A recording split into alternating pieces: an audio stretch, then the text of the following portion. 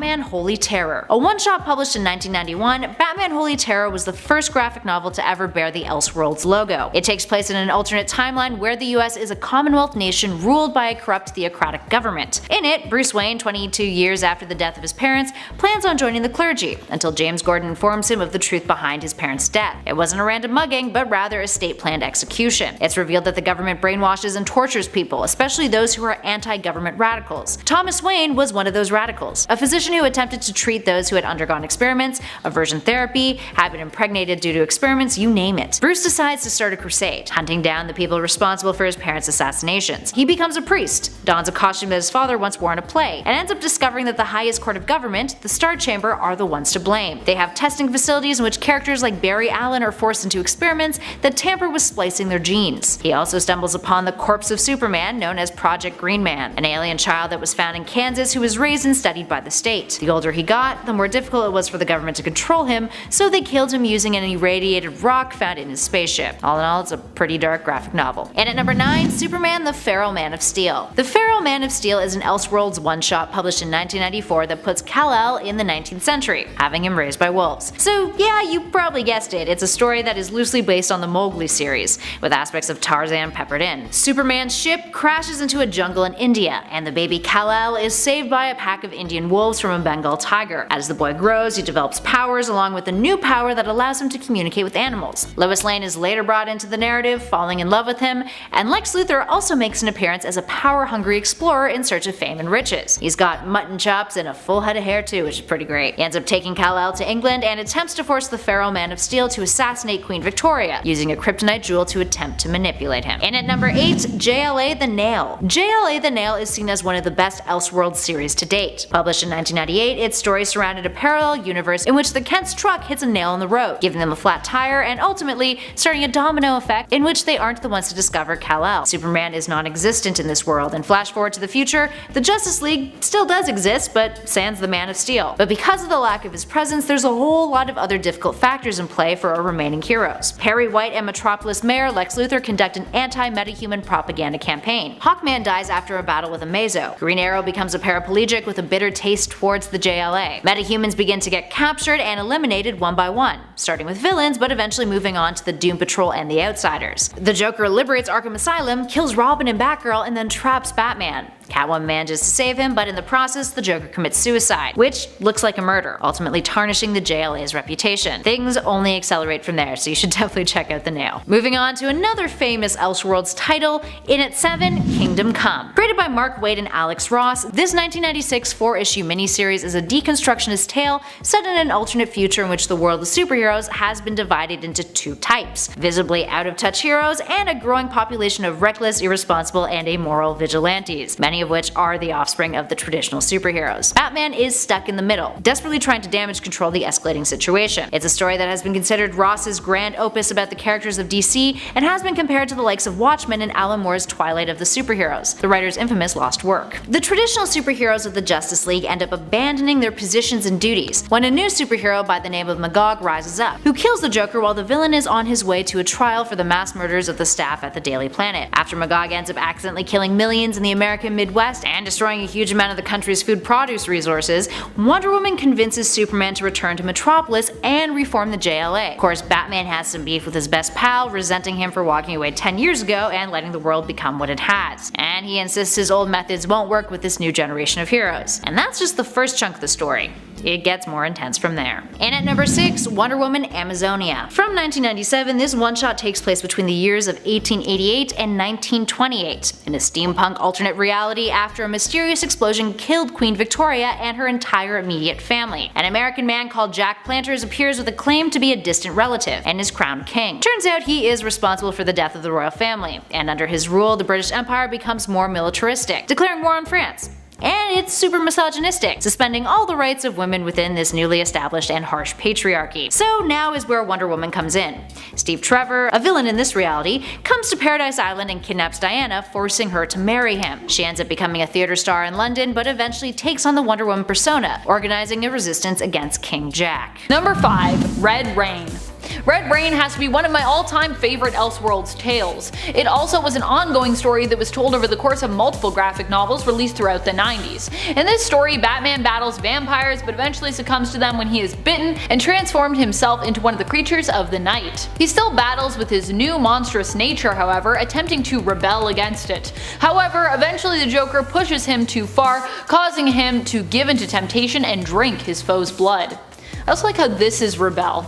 This is like, get off my lawn, kids. I don't know why I do this when I say rebel. Batman attempts to make sure the Joker will never rise again as a vampire, but eventually it is revealed that he was somehow unsuccessful in preventing this from happening when we revisit this alternate Earth much later down the road. Fans of vampires are sure to also enjoy this world, but as a Batman fan, I also just love the extra layer of moral struggle that vampirism gives Batman. And at number 4, Superman Red Sun. What if Superman was raised in the Soviet Union? That's the question this Elseworlds comic aims to answer. Nominated for an Eisner Award and a recipient of a ton of other acclaim, this 3-issue limited series is set in an alternate reality in which Superman's rocket ship lands in the Ukraine, all thanks to his ship departing a little later than it did in the Prime timeline, with the Earth's rotation changing the location in which it landed. Superman becomes the Soviet Union's champion of the common worker, fighting a never-ending battle for Stalin and socialism. But because of this, he ends up becoming a bit of a tyrant. Lex Luthor, a scientist employed by Star Labs, is hired by the CIA to destroy Superman in the midst of the Cold War. He later becomes the president of the USA. Meanwhile, Batman is in this universe working as the Resistance leader against Superman. He is later killed but becomes a martyr, with a resistance group called the Batmen wearing copycats of his costume carrying on the cause. Moving on to number 3, Gotham by Gaslight. This one-shot released in 1989 is set in the 19th century and follows Bruce Wayne's origin story of becoming Batman during the rise of Jack the Ripper's reign of terror in Gotham City. It's technically the first Elseworlds story, despite not being labeled as such, with it later being given the imprint. Now the story begins in 1889 with Bruce Wayne studying under Freud. After analyzing a reoccurring dream where he recalls his parents' murder, he decides to go back to Gotham City. When in Gotham, Inspector Gordon shows Bruce the case files behind a man who poisoned his wife and tried to commit suicide, leaving him with a permanent grin. Wonder who that's inspired by. Bruce takes up the Batman mantle, and just as he does, Jack the Ripper comes to the city,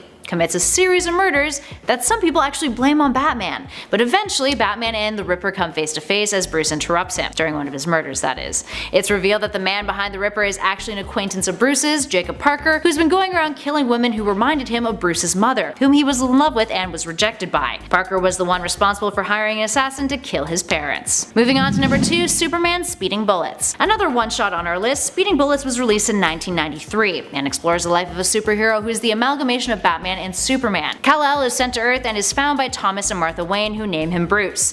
The Waynes one night are gunned down by a mugger, and Bruce uses his heat vision to kill the mugger. Flash forward several years later, Bruce has become a recluse. That rhymes. Living inside of Wayne Manor, but his super hearing allows him to hear all of the cries of those in Gotham. One night, when armed robbers break into the house and take Alfred hostage, he uses his superpowers and attacks them. That's when Alfred takes Bruce down into a cave below the mansion to show him his rocket ship, to teach him where he came from. Bruce dons the mantle of Batman and begins his crusade in Gotham. The rest of the story finds Bruce facing off against Lex Luthor. He begins to take the shape as an amalgamation of himself and the Joker after an accident leaves him disfigured, and later Bruce ends up adopting the Superman persona. And finally, and at number 1, the German Expressionist Trilogy. The German Expressionist Trilogy isn't known in name by that. Rather, it's a trilogy made up of 3 different graphic novels, all within the same world, yet each individually unique. The reason why these 3 are referenced as such is because the graphic novels are based on German Expressionist cinema. The first, Superman's Metropolis, is based off of Fritz Lang's film Metropolis. Batman Nosferatu is based off the classic horror film of the same name, and Wonder Woman the Blue Amazon takes after the Blue Angel.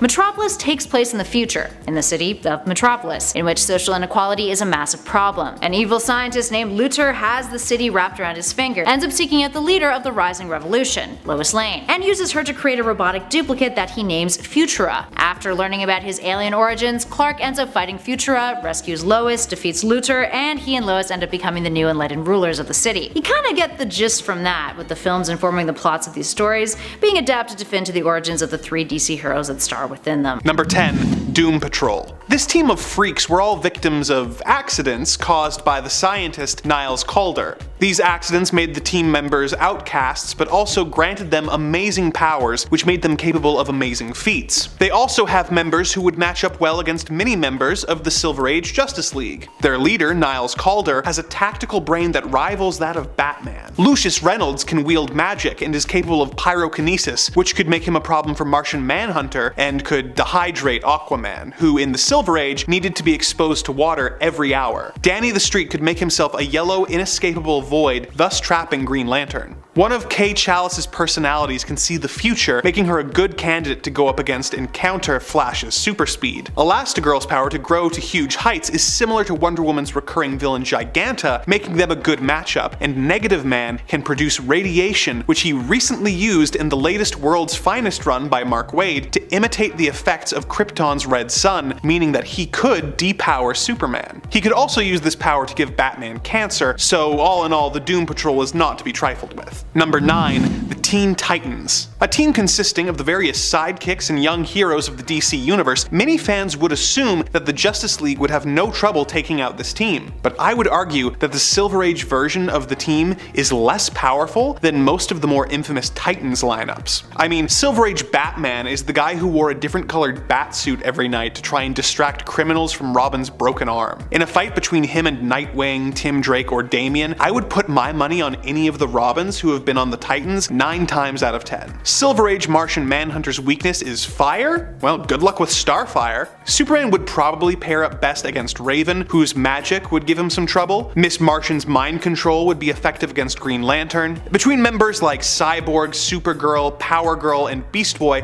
I think Aquaman and Wonder Woman could be handled. The only leaguer I'm having trouble with is the Flash. Any ideas? Let me know in the comments. Number 8. The Shazamily. Billy Batson, aka Shazam's family of heroes are a powerful force to be reckoned with, and though their youth and inexperience might be a disadvantage if they were fighting the modern League, you have to remember how often the Silver Age heroes made really bizarre, borderline stupid decisions. Superman and Shazam have a history of going toe-to-toe and are pretty evenly matched, so they pretty much cancel each other out. Black Adam is currently a member of the Shazamily, and when he fought Martian Manhunter in the World War III storyline, Black Adam beat him so hard that he left the planet crying. So no issues there. That leaves 5 Shazam family members: Freddy, Darla, Mary, Pedro, and Eugene, all of whom have the powers of Shazam and their magical tiger Tawny against 4 Leaguers: Batman, Wonder Woman, Flash, and Aquaman. This version of Batman isn't really suited for this kind of fight, so whether or not the remaining 3 League could survive would really depend on how long it would take Black Adam to murder Martian Manhunter.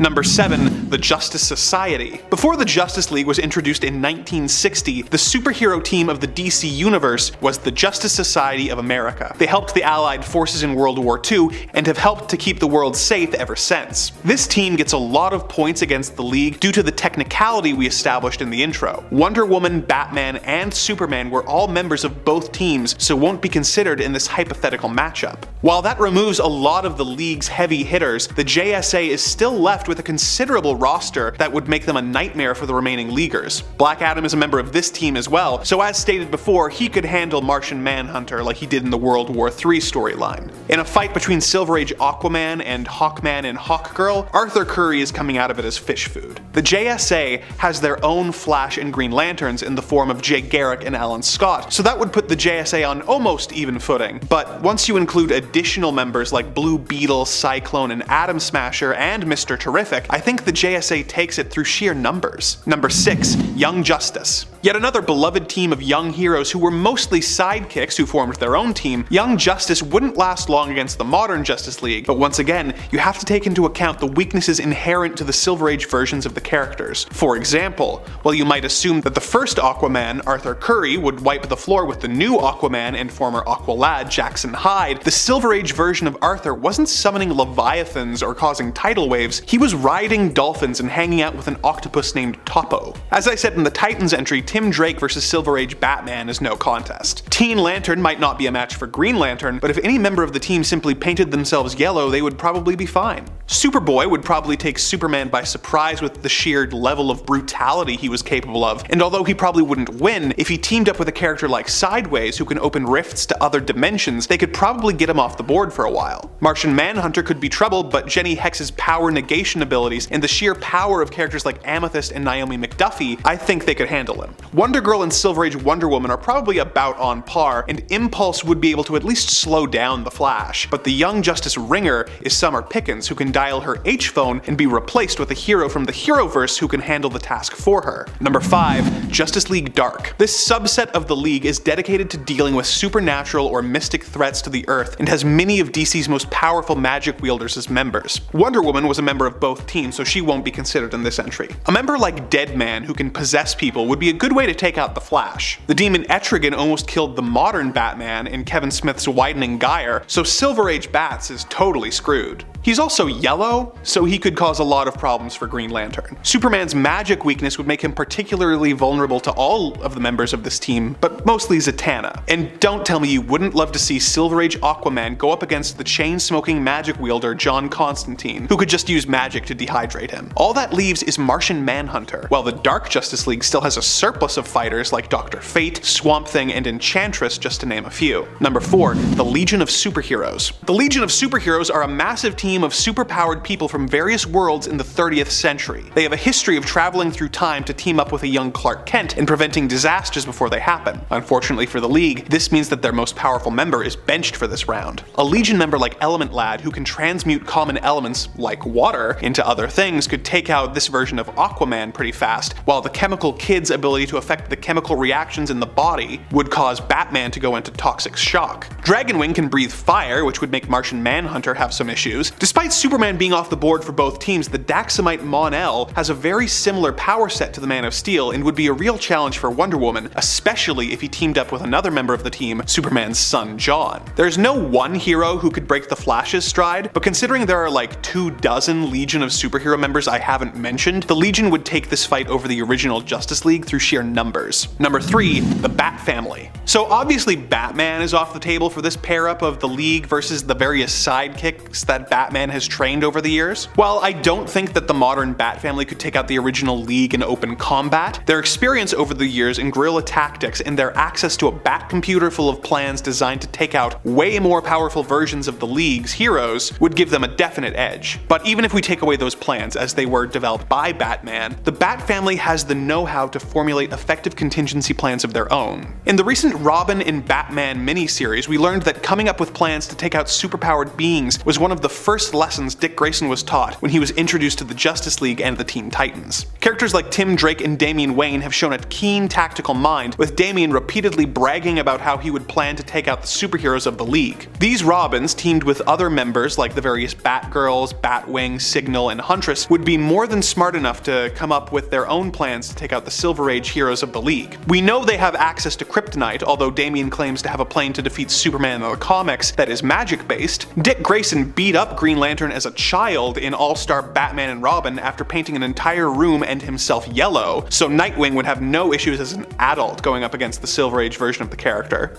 I like the mental image of Silver Age Aquaman having to try and go 10 rounds with the Red Hood, and although Flash, Martian Manhunter, and Wonder Woman would be difficult to deal with, the Bat Family could take them out, and I know how cliched this sounds, if they had enough prep time. Number 2. The Green Lantern Corps. This intergalactic group of space cops use the power of will to fuel their Green Lantern rings, which allow them to create powerful constructs limited only by the user's imagination. Well, the logic I've used so far on this list on how other heroes could defeat Silver Age Green Lantern may initially sound like something the Silver Age League could use to their advantage, this weakness no longer affects the modern Green Lantern Corps. It was revealed that the weakness yellow was due to the being Parallax being trapped in the Green Lantern's central power battery on the planet Oa and causing an impurity. This impurity has since been removed, meaning that the League painting themselves yellow wouldn't help them. Both the Corps and the League obviously lose Hal Jordan due to him being on both teams, but that still leaves dozens of Green Lanterns for the 6 remaining Leaguers to try and deal with. While having the Flash, Wonder Woman, and Superman would make the League last longer than you might think, the sheer size and power of the Green Lantern Corps, with powerful members of later iterations of the League such as John Stewart and Guy Gardner, would make the Justice League outmatched. But maybe we'd get to see Batman take out Guy Gardner with a single punch again before it happened. Number 1. The Superman Family. The Superman family might just be one of the most OP superhero teams in the DC universe, with many of its members having the same powers as the Man of Steel. In this hypothetical matchup, the Silver Age Justice League simply wouldn't stand a chance. Not only do they lose their most powerful team member due to the technicality, but they have to go up against heroes like Supergirl, Superboy, and the John Kent Superman. I think Kara Zor-El is the most interesting matchup against this version of Wonder Woman, and that Power Girl could take out Green Lantern with John Kent wiping the floor with Silver Age Aquaman. Martian Manhunter would be dangerous with his mind control, but a bolt of heat vision from Superboy would probably be sufficient. The Flash is tricky but by no means impossible to defeat in his Silver Age iteration, and honestly the biggest threat to the Super family would be Batman with his kryptonite. But Lana Lang's Superwoman is not affected by this, so she should be okay. Anyone left over from the fight would be in no condition to keep going for long, which is when the last line of defense would kick in. A super dog, cat, and monkey, all with the powers of the Man of Steel. Honestly, the Superman family is so powerful that even the modern version of the Justice League would have trouble triumphing over them if it ever came to blows between the two groups. Number 10, Alpha Flight.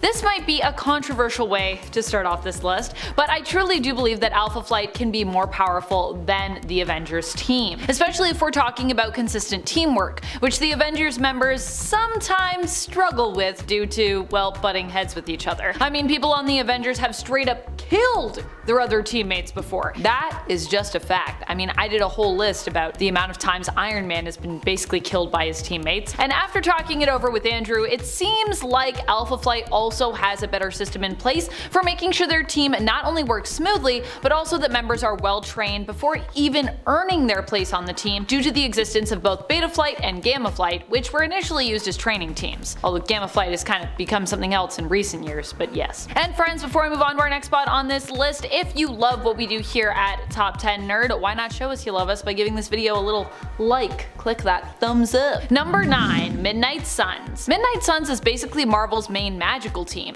At least currently that's who we got. Midnight Suns typically deal with threats that are more mystical or supernatural in nature. They were brought together initially by Doctor Strange to fight against Lilith and her small army of demonic offspring known as the Lilin, which, I mean, of course this team would be brought together by Doctor Strange, right? Each member of the original team roster had interacted with the Lilin before, which was what tied them all together. Team members and leaders have included Doctor Strange, Wong, Blade, Morbius, Magic, Nico Minoru, Wolverine, Zoe Laveau, Kushala, Dr. Voodoo, Elsa Bloodstone, multiple Ghost Riders, Hannibal King, Hellstrom, Iron Fist, Man-Thing, Jennifer Kale, Ben Reilly, Victoria Montesi, and Werewolf by Night. It's a lot of supernatural and mystical people. Number 8, Web Warriors. The Web Warriors are a fantastic multiversal team that spun out of the events of Spider-Verse. But even before they existed in the comics, they and the Spider-Verse were inspired by the team-ups of multiversal Spider-Man in the 90s Spider-Man animated series. The Web Warriors were brought together by the multiversal threat of the Inheritors,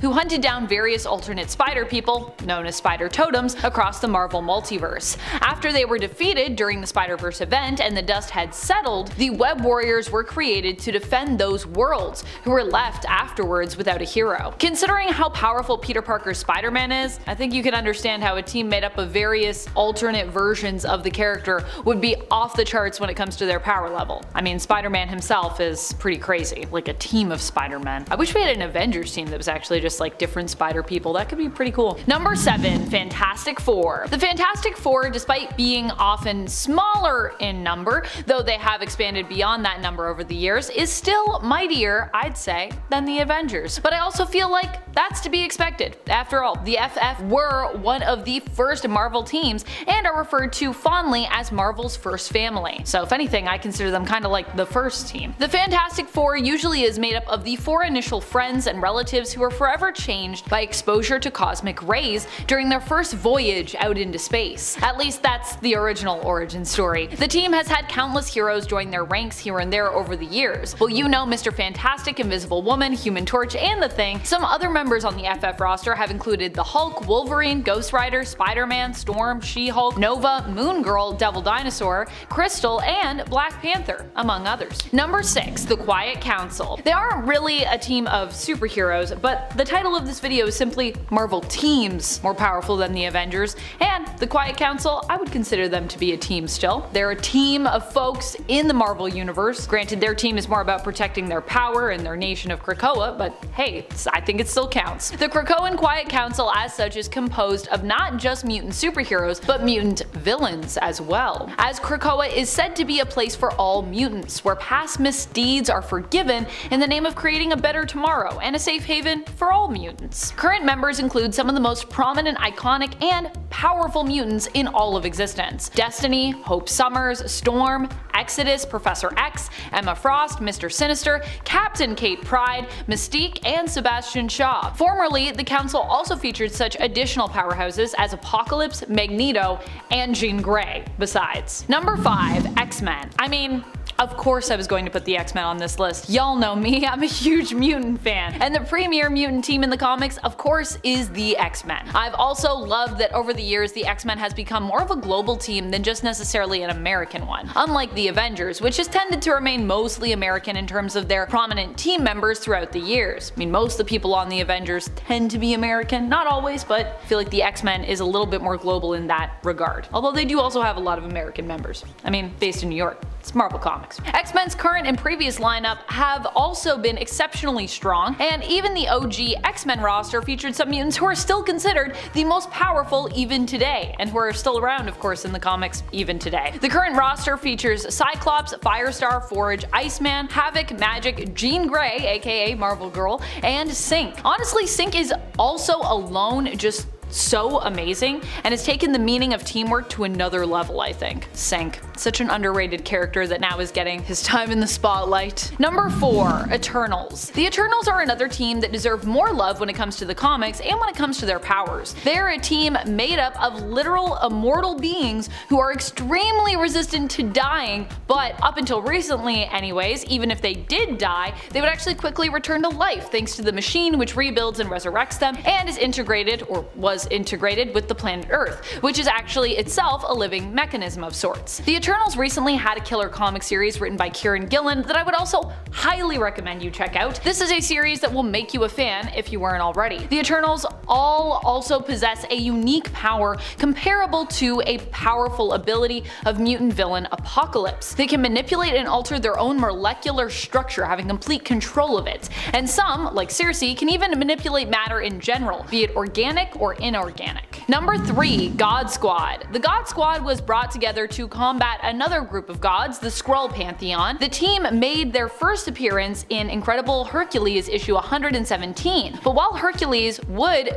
become their leader, they were actually brought together by Athena's command. Although she didn't serve on the team, a bunch of other super powerful individuals and gods did. With Hercules leading, their roster over time also included Thor, Circe, the Silver Surfer, Ajax, Amadeus Cho, Snowbird, Mikaboshi, Adam, Galactus, and Venus. The God Squad only made a few appearances, but I still think they're a super cool team, and I'm still disappointed we didn't get to see them in Thor Love and Thunder. I was kinda hoping. God Squad, but alas. Number 2. The Annihilators. The Annihilators are an insane cosmic team, and you know how I feel about the cosmic world of Marvel. It's probably one of the most powerful areas. The Annihilators first appeared in Thanos Imperative Devastation issue number 1, and were created by Dan Abnett, Andy Lanning, and Miguel Sepulveda, during a time when the Guardians were getting a refresh by Abnett and Lanning in the comics. The team was actually inspired by Star-Lord himself, who had an idea for a truly badass team of galactic guardians, which Cosmo put into action. The team has featured Beta Ray Bill, Silver Surfer, Gladiator, Icon, Quasar, and Ronan the Accuser. At one point they used their powers to combine two suns together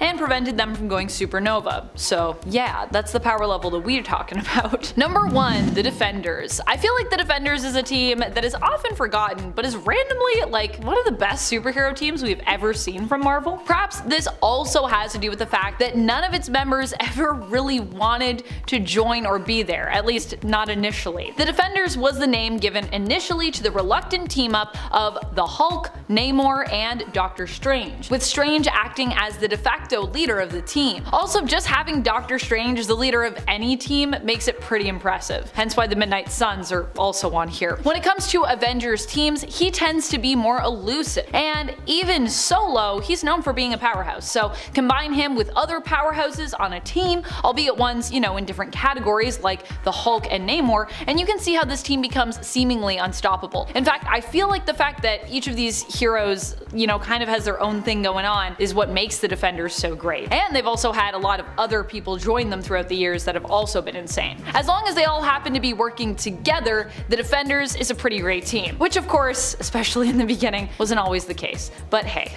they figured it out. Number 10, Dark Avengers. Okay. While I know the Dark Avengers may be seen to some as a group of supervillains, Norman Osborn was genuinely trying to create a replacement for a superhero team when he put them together. So though the team may be comprised of villains, I would still consider it a superhero team.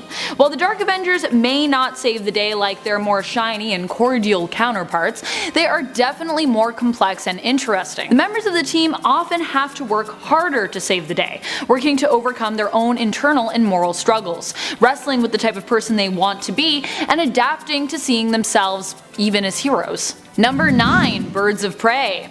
DC's Birds of Prey are probably one of the most underrated team that DC has. While they are popular, it has taken quite a while for them to hit the mainstream.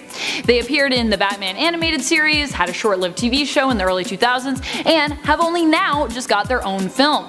The saddest part of the film is that it won't even be exactly what you imagine if you're a huge fan of the comic series, subbing out Barbara Gordon's Oracle for Harley Quinn in terms of who appears to be acting as their leader on screen. The original core members for the team were Black Canary and Huntress, with Oracle acting as their leader. Gail Simone's inventive writing and all the strong girl power associated with the team is what puts this series in a league of its own. Although the team members often hold different morals or values, they manage to put them aside to work together and save the day, supporting one another. Girl power at its best. Number 8, Eternals. Why are the Eternals so cool? Because they help to build a bridge between the archetypal heroes of mythology and the modern superheroes we have today. The Eternals were created by Jack Kirby in 1976 as a group of superpowered and ancient beings who believed they were put on Earth by the Celestials to act as its defenders. Beyond being ancient and pretty much all-powerful, they have had an effect on the Earth's history by actually being the characters whom they share their names with from our own mythology. Circe, for example, is the same Circe who falls in love with and seduces Odysseus. Number 7, New Guardians. New Guardians is a team comprised of different colored lanterns, more specifically a representative from each color of lantern. The team originally banded together to take down the Black Lanterns, as multiple colors are required to defeat a Black Lantern, and all colors of the emotional spectrum are required to destroy Black Lanterns for good, by combining together to create white light, the light of creation. Whether it's the old team or the newest version of the New Guardians, which has their own comic series and was brought together by Kyle Rayner, both are able to accomplish impressive feats when combining their powers. Number 6, Defenders. I'm not talking about the television show. For this one, we are going straight to the comics and straight to the original Defenders lineup. This team was a team of happenstance brought together by Dr. Stephen Strange to defeat Yandroth. The team's inaugural members were Namor the Submariner, Hulk, and Silver Surfer. Definitely an impressive group to start. Other long-term members include Hellcat, Nighthawk, Valkyrie, Luke Cage, and Iron Fist.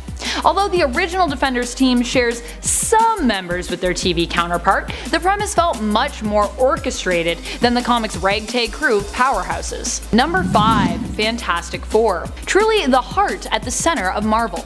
The Fantastic Four are believed to have come about at a time when the offices were actually just about ready to close due to financial strain. They saved Marvel, and for that reason alone, in the sense that simply their creation saved the day, and paved the way for teams like the Avengers who would come after them, they are one of the best teams that Marvel has. Yeah, did you know that Fantastic Four actually came first? They debuted in 1961, whereas the Avengers would not make their comic appearance until 1963. Without the Fantastic Four, we probably would not even have the Avengers. Fantastic Four was a labor of love for Jack Kirby and Stan Lee, the same team that brought us the Avengers, and created countless other well-loved Marvel characters. Fantastic Four were designed to push boundaries when it came to the idea of what a superhero was. Lee wanted them to be flawed, almost monstrous, which ultimately changed the story for a superhero. They didn't go out looking to protect humanity, they were just brilliant minds and explorers who were simply tasked with the responsibility after a tragic accident resulted in them getting superpowers. Number 4, Doom Patrol. The best thing about this group is that they are so outlandish. While Marvel may have the X-Men and Fantastic Four, this team truly stands in a league of their own. They also came out just slightly ahead of the X-Men, though I would argue the two definitely have enough differences to make them stand apart in the best of ways. Namely that Doom Patrol does not try to sugarcoat the bizarre. They truly embrace their weirdness, and it's glorious. This is especially highlighted during Grant Morrison's run in the series, whose style was then also incorporated into the DCEU show for Doom Patrol. In fact, while Marvel is good at consistently creating a dark, real world for their own superhero dramas thus far, I would say Doom Patrol is the DC show that proves why it just really works better for DC than Marvel. It's a show that is able to take the bizarre and tie it to reality by exploring how one would really deal with the scenarios that we see the team come up against. They are just as surprised as we are. Doom Patrol doesn't just force or paint on the idea of dark or strange. Doom Patrol is dark and strange. Number 3. Guardians of the Galaxy. Many casual superhero fans had not even heard about this team before they joined the MCU, it's true. Despite that the original comic book team were not quite as successful as the Avengers, I would still argue that in some areas even they are still better. Remember, better isn't all about money and success, and to add to that, the MCU Guardians are definitely better than MCU Avengers. Both versions of the Guardians are actually more out there, making it easier for their fans to be able to enjoy more outlandish stories without question. Let's not forget the original Guardians squad was comprised of supers from the future and a ton of different aliens. One of the members, Krugar, was even Sorcerer Supreme, and the original Alita was actually two entities sharing one body. Alita and Stakar Orgod were both Starhawk. A prime example of how crazy their stories were can be given by taking a look at the character of Starhawk. These step-siblings and later married couple took turns inhabiting the superpowered being while the other just chilled in limbo. The two ended up being married, had kids, but divorced after Stakar started hogging time as Starhawk. In terms of the MCU, Guardians is funnier and feels more likely to just take us anywhere. Its heroes are often more complex as they strive to do good, but also are sometimes just a band of space pirates. Also, Groot. Need I say more? Number 2. Teen Titans. Whether you're reading the comics or watching the original animated series Teen Titans, this group of superheroes are great. Mostly because of their bonds and how grounded they often are, while still being so fantastical and super. Especially when watching the animated series, I always found the problems they would deal with would have an underlying arc that would be kinda relatable.